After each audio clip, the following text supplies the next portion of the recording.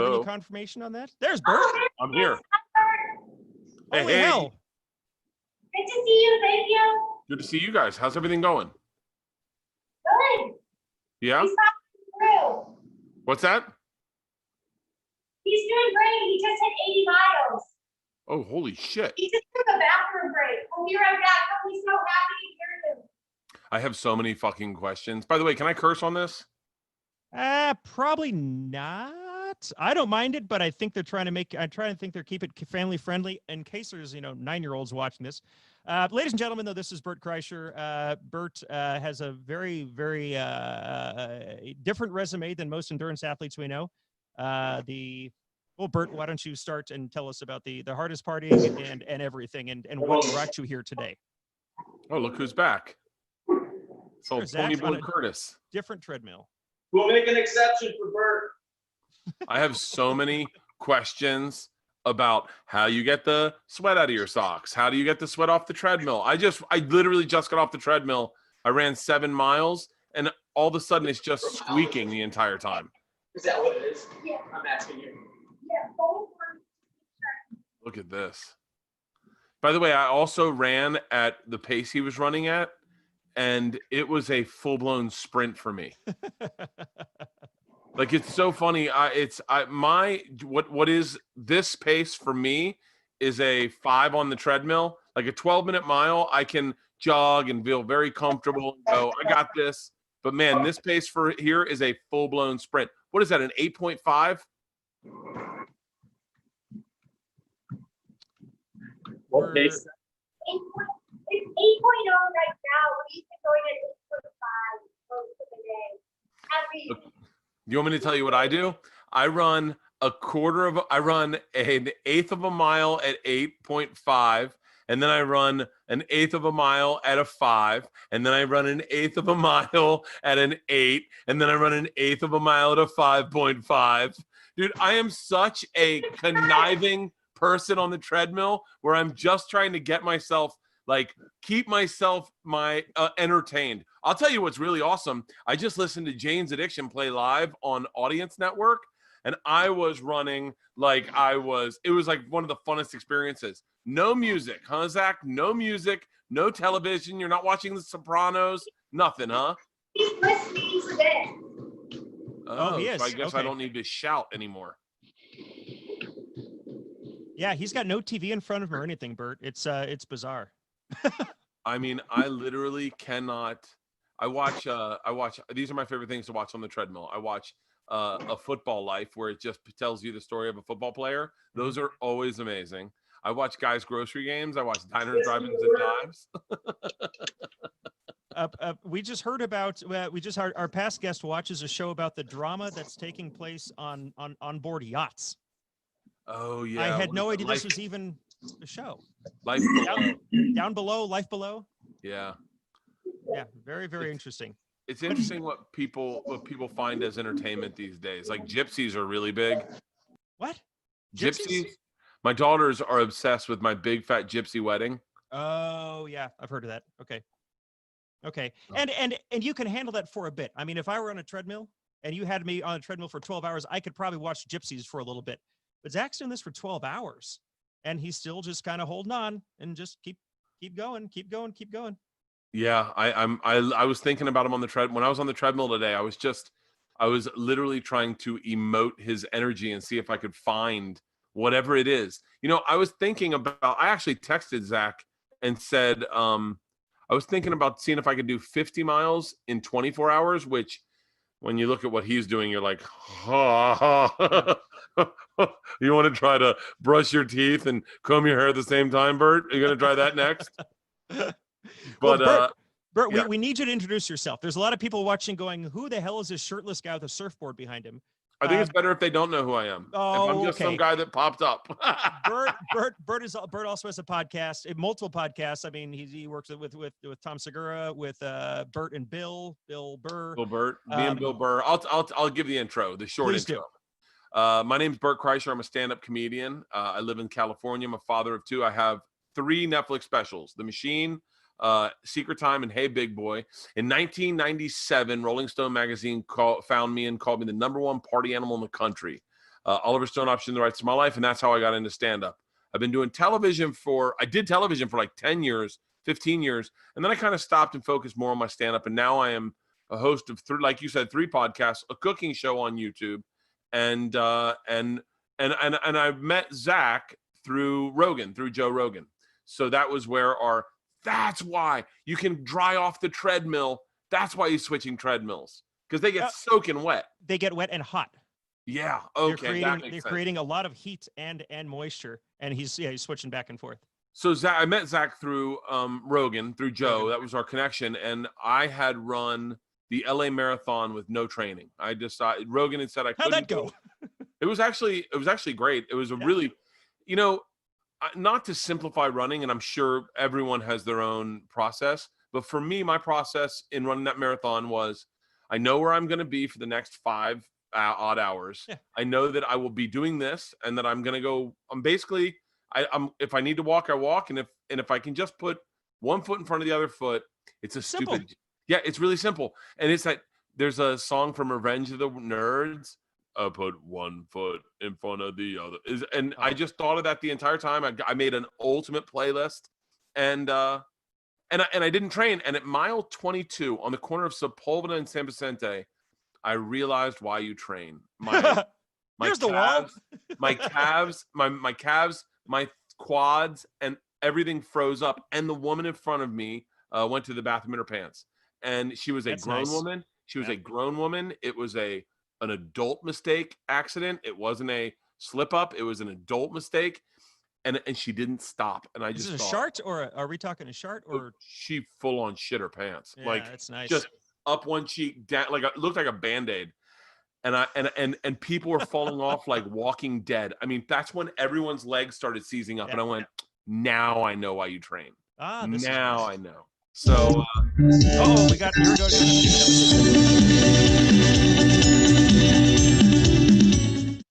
I've actually been here for a little while. But I didn't want to leave you on all by yourself. And then as soon as I was able to get myself unmuted, then you had somebody. So we're good. Yep, we're good. I just stood there and listened. So we have that QR code up again to make that donation. We are still striving for that $10,000 matching donation today for Fight for the Forgotten. So you can get on there and do that. Again, you can do it on the Facebook page. I know you can go to the SFuels page as well and donate there too, I've heard. So lots of different places that you can donate. Congrats to our winners for Buff is giving out one of their headbands. So you can reach out to us on social media and we will get that sent out to you right away. And we had Noelle, but I don't know if she made it on yet. A couple months ago, you would have said Buff, cool, headband. And now everybody says Buff, cool, mask. It's great timing. It's fantastic timing. I mean, it's multi-purpose. It's everything. I'm there we go. Who do we have here? Looks like we've got Raul on. How's it going? Good. What are you doing for training today with Zach? Yeah, we've been since last night. We've been monitoring Zach. We're from the calling in from the Philippines. So yeah, we're here to support. So we've been in the run and also on the bike. Awesome. And we're doing the Ironman virtual race. Okay, cool. So you're doing a full Ironman for yours today.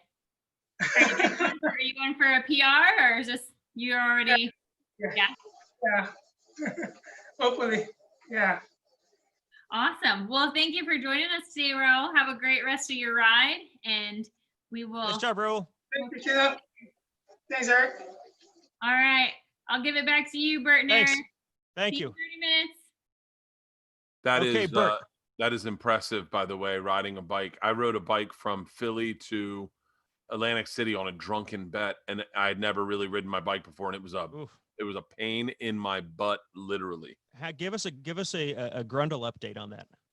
I tell you what, man, that is the hardest part about riding a bike is the seat. It really honestly is. I would get out of the saddle just to give myself a little relief. Yes. So painful. It's amazing what the things that bother the average person in any endurance aren't necessarily muscular. It's like the nagging, like your nipples or your Yep. chafing. Like those are what gets the average person. I was prepared for the marathon. I lubed up with the Glide. I mean, I covered my body in Glide. Yeah. But man, Yeah. I was not prepared for the bike ride. It was my butt. I got done and my toes were numb. Yeah. Like for a day, my toes were numb, and man, I could not sit down. And Zach is almost always in tight shorts because when he's doing this stuff, it's just keep everything together, everything in. I was gonna ask him about that because what shorts? I'm curious of what shorts and what treadmill he's using.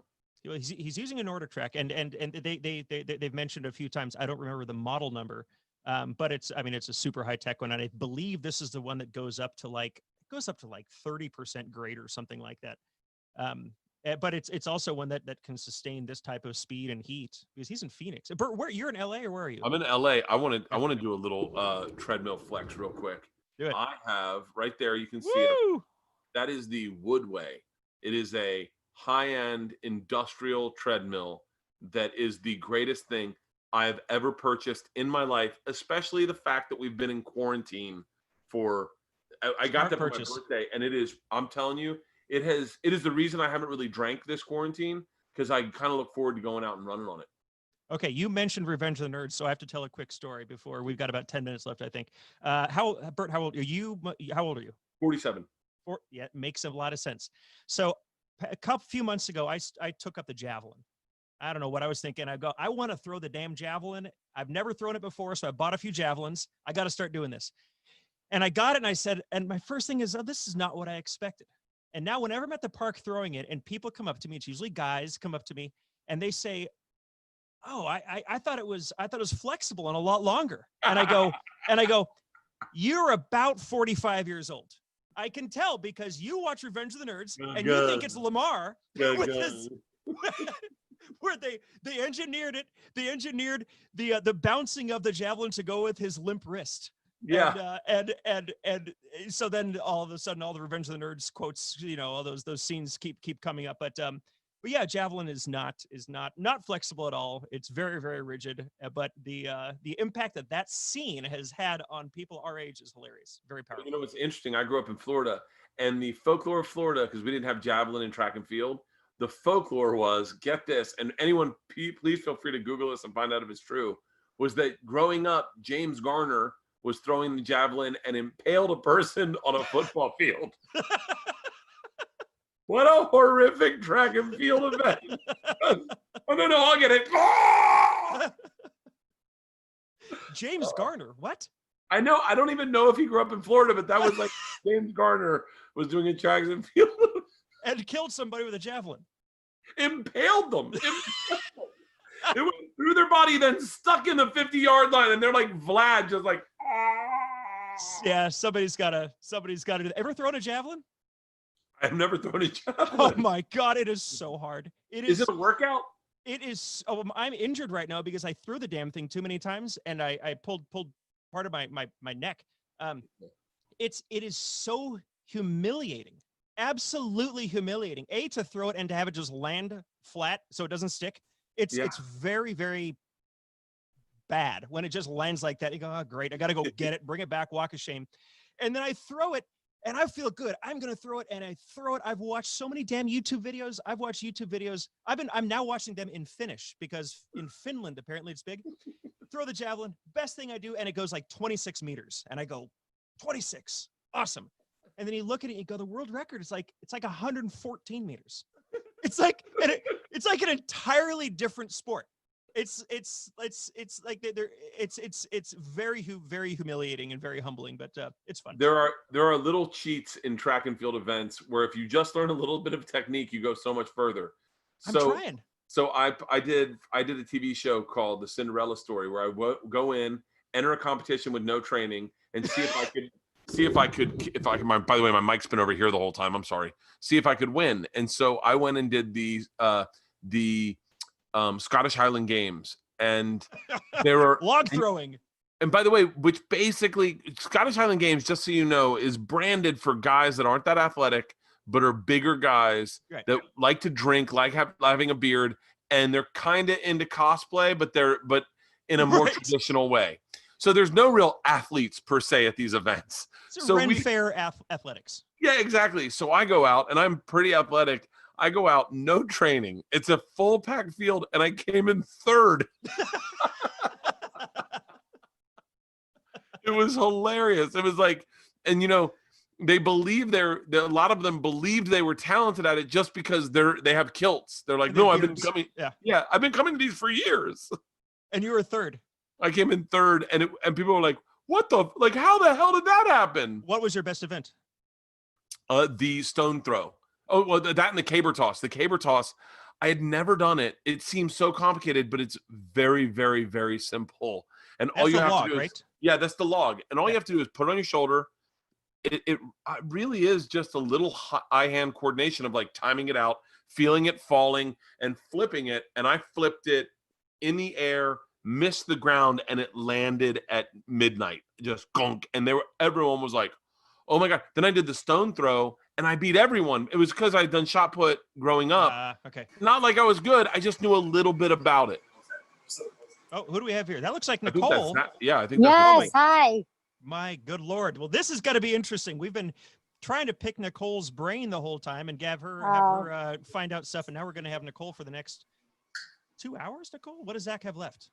Yeah, so he has less than 20 miles left. So this should be kind of the finale, which is great. It's always so stressful being here. Just you think it's easier because it's at your own home, but there's so many logistics involved always. So this is Nicole Bader. This is Zach's wife, who's been also his Yeah. crew person for the past 80 Crew. miles. Who's going to be taking over those duties? We have Derek here who's been helping with the cameras, so he's on point, and I'll Derek probably Lytle? jump. Yes. Oh. So he's been huge here and a huge help. And then I'll probably just jump off and help out a bit too. So we'll kind of tag team on that. Have you ever enjoyed the idea of trying something like this? I've got to believe that there is some obscure section of the internet that there is a couple's record for 12 hours on a treadmill. Oh yeah. No, I'm just not as skilled at this kind of running. This is definitely more of Zach's thing than for me. I might do it if it was for whatever reason, like a big goal of his, but running around a track and on a treadmill, just, I don't know. I struggle a lot more than he does at this. That's his specialty. Does Zach, from your perspective, is Zach good at it because he likes it, or does he like it because he's good at it? I think it's probably both. I think there's aspects that make you enjoy something more if you do find success in it. I think that's why probably a lot of us at an early age gravitate to what we ultimately do as even just a hobby or as a job. If you find some form of success, I think you kind of go that route a lot of times. But I also think he enjoys it. I think he gets in his zone and is really comfortable just going and running around a track 500 times or consistently just staying on a certain pace on a treadmill. It's amazing to watch. Well, I have a question. Yeah. What other, because Eric's right, there is a part of his brain that must connect with being able to isolate and get on a track or a treadmill and not really need the distraction. Do you ever notice other things in him where you're like, oh, that's the same part of his brain where he can just be on a track? Like where he's like, oh, every morning I have the exact same thing to eat, or I always wear white socks. What do you mean? All I have is white socks. That is a really good question. I would actually say for the most part, I am kind of more of the OCD one that does the same thing every day, whereas he is not like that on a normal basis. So I think that's actually kind of fascinating that you asked that, because that's really not his general personality. What I do think makes him so successful at these kinds of events, though, is just his ability to keep a positive attitude and just keep going. So he just seems to get in a state and say, I'm going to tough this out, and just can hang on, as monotonous as it may be. So, Cool. Yeah, All right. But great question. That is fascinating. I would say, though, that he's not generally like that for the most part. There's a part of all of our brains. Like I know for me and especially, I actually enjoy treadmills more than I do open roads personally. But one of the things I witness happen to myself, perfect example today, is I ran 7 miles today. I get to 6 miles, and right before 6 miles, the songs changed. And I thought, oh, this is a great 12-minute mile song. So I slowed it down, and then I said to myself, I will only stop. This is like an OCD thing. I will only stop when the song stops at the exact mile. And so all of a sudden I was like, oh, I might be on here for a while. And so I'm doing quarter miles. Bert. I'm at, by the way, it wasn't at miles. It was at quarter miles. I was like, it's got to okay. perfectly. And it didn't end perfectly until 7 miles. But like, there is a little part of me where I go, another half mile, another quarter mile, another, like, it's almost like same way I drink beer, you know, like I'm like, one more beer. Let's just smoke a little weed. Yeah. I mean, that's a great skill to have, right?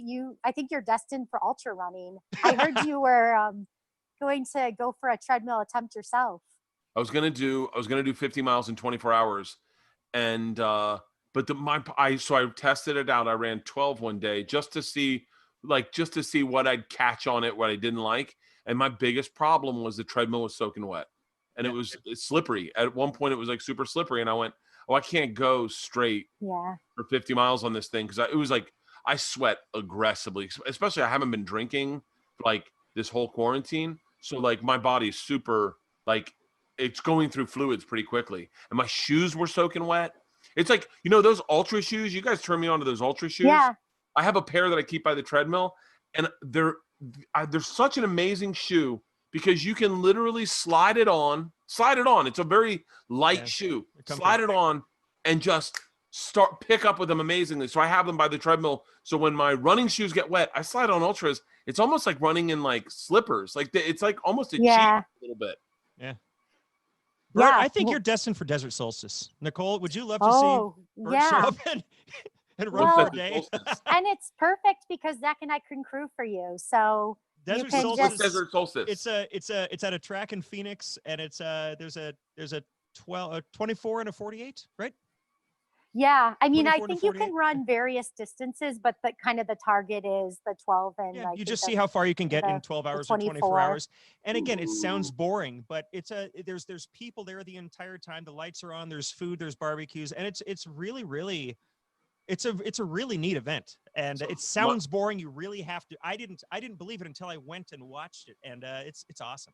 So my dad was really into running, like loved marathons. I think if ultras were around then, as popular as they are now, my dad would have gotten into that. But my dad is the one that got me to fall in love with races. Like the idea of like everyone shows up. It's real fun before you get going. You get your bib, you get your stuff, you cross, you get the medal, you have a beer. That camaraderie is enticing to me to the point where I would go on the road and I would run 5Ks, 10Ks on a Saturday just to kind of help ticket sales. Because, you know, everyone who runs kind of likes to party a little bit. And so you'd go after there, have a few beers, go do shows. And that was my funnest. And I will, as an expert of partying, I will say the best race to run where there's the best party afterwards is not a marathon. Half marathons are awesome. They're awesome. 50 milers and 100 milers will blow a half marathon away any day. All right? Because we're going to convert you. By the time you finish, you're already wasted and you haven't even drank anything. You're already beat up and you're already in that mindset of just trying to hang out and you haven't even had anything. I gotta do one. You gotta do one, Bert. You gotta do that. I gotta go. I got a 4-year-old birthday party to go to. But I'm gonna hand this over to Nicole. Bert, if you're gonna stay on, I gotta bail. But it's been great, and I'm gonna be watching. Eric, it was good talking to you, man. You too, Bert. Appreciate it. I'll be watching your podcast and paying attention. Nicole, give a big high five to Zach, Eric. or whatever you're allowed to do now to Zach. And yes. take care. Thanks, all right? Eric. Yeah. Bye now.